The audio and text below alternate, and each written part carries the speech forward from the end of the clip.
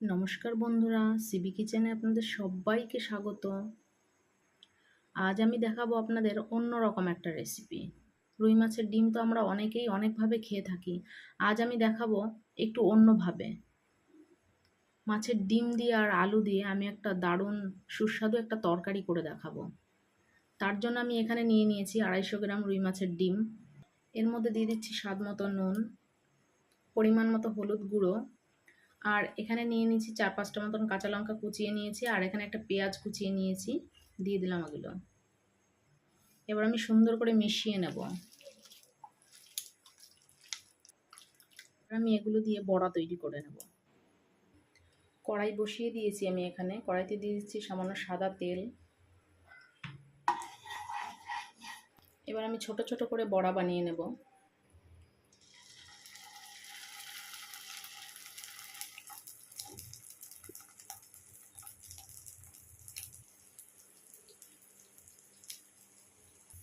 সব বড়াগুলো ভেজে নিয়েছি। এবার আমি বড়াগুলোকে নামিয়ে নেব।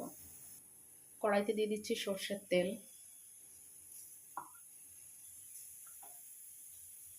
আর এখানে আমি দুটো বড় সাইজের আলু কেটে নিয়েছি। আলুগুলোকে আমি কড়াইতে ভেজে নেব।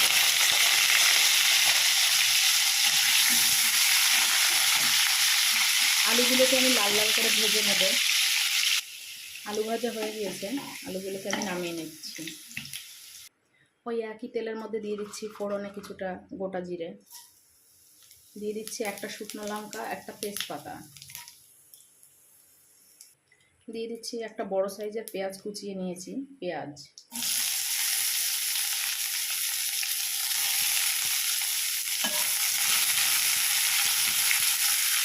দিয়ে পেঁয়াজটাকে আমি 2 মিনিট ভেজে নেব।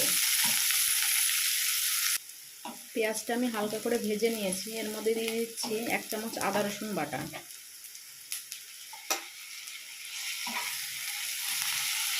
দিয়ে দিচ্ছি একটা বড় সাইজের টমেটো কুচি,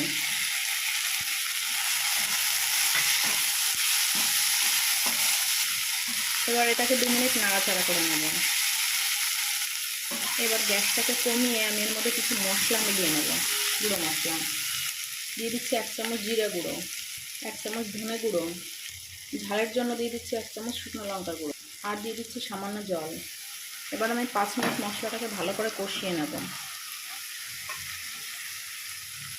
এবার আমি এর মধ্যে দিয়ে দিচ্ছি পরিমাণ মতন হলুদ গুঁড়ো, স্বাদ মতো নুন,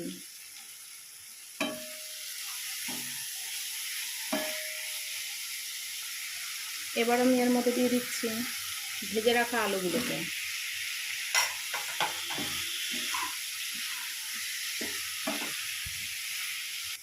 আলুগুলোকে ভালো করে কষিয়ে নিয়েছি। আমি এর মধ্যে দিয়ে দিচ্ছি পরিমাণ মতন জল।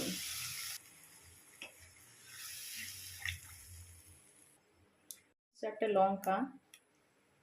এবার 5 মিনিট আমি ফুটতে দেব। ফুটে উঠে ঢাকনাটাকে নামিয়ে নিচ্ছি। দিয়ে দিচ্ছি ডিমের বড়াগুলোকে।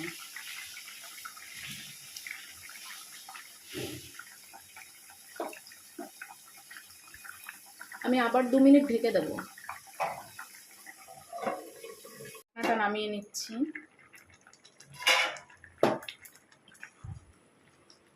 আমার রান্নাটাও হয়ে গিয়েছে। এর মধ্যে আমি দিয়ে দিচ্ছি সামান্য গরম মশলার গুঁড়ো, মিশিয়ে নিচ্ছি।